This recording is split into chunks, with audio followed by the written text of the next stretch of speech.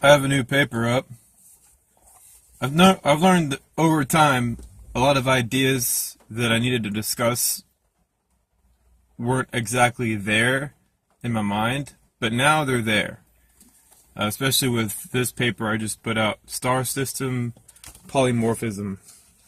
Now, the purpose of polymorphism is to show that when you look at a star system, it's not this is the main star and everything in that system is the same age, same formation, same everything.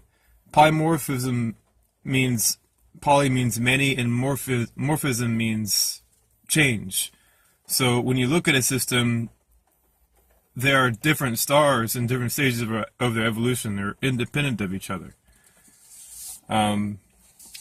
Some examples here: their diameters are different, their masses are different, the level of core and mantle crust formation are different, the elemental ratio of their atmospheres and their interiors are different, the types of atmospheres are different, the sizes of their iron cores, their stages of life formation, the strength of their radiance, some are brighter than others, the heat production processes, how the heat is produced, the types of chemical reactions that are taking place, the types of chemical equilibriums among the material present. I mean, sometimes you have chemical equilibriums that involve different types of molecules, and how well those are in equilibrium with the atmosphere and how they change as the star evolves. That's very complex. That's physical chemistry. Their ages, and that's what the discussion is for this one. Orbital distances, rotational direction, orbital direction, rates of mass loss, types of hosts. It's all over the map. And I put this up there to remind the listeners that these systems are polymorphic. They're not uniform. It isn't, you look at the solar system, and the solar system is exactly how we're going to view other star systems as being, but really the exoplanet data has completely falsified that notion. We can't look at the solar system and think that that's how these planetary systems are going to look, because, well, they're all very different. And I drew a little paper here. You have A, B, and C, D, and you have different ages of these objects. Just because they all orbit around a central region or a barycenter doesn't mean that they're all the same ages. You could have a 100-million-year-old object and a 2.2 billion-year-old object and a 4.1 billion-year-old object orbiting each other. You could have, something that's 380 and something 320 orbiting each other, and then as well as billion-year-old objects orbiting it.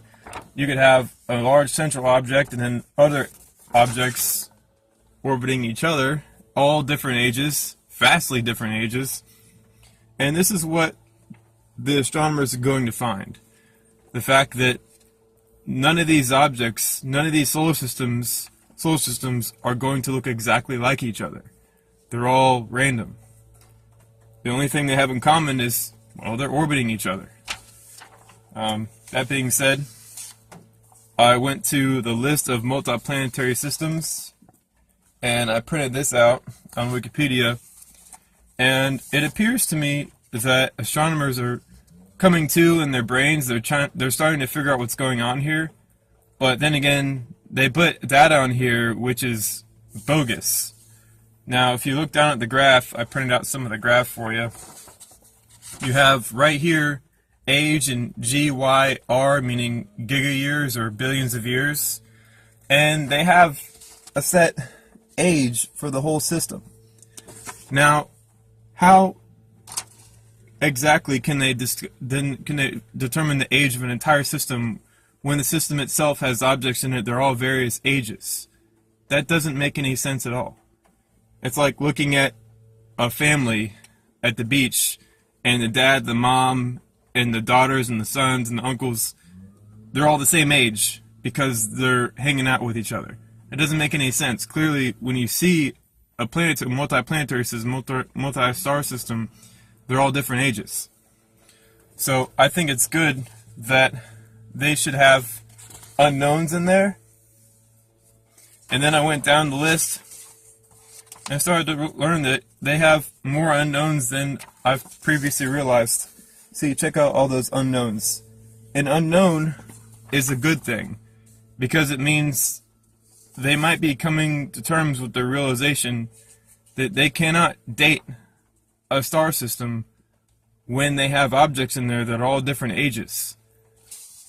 It's like, it doesn't make any sense at all when these systems are polymorphic, as I wrote in this paper.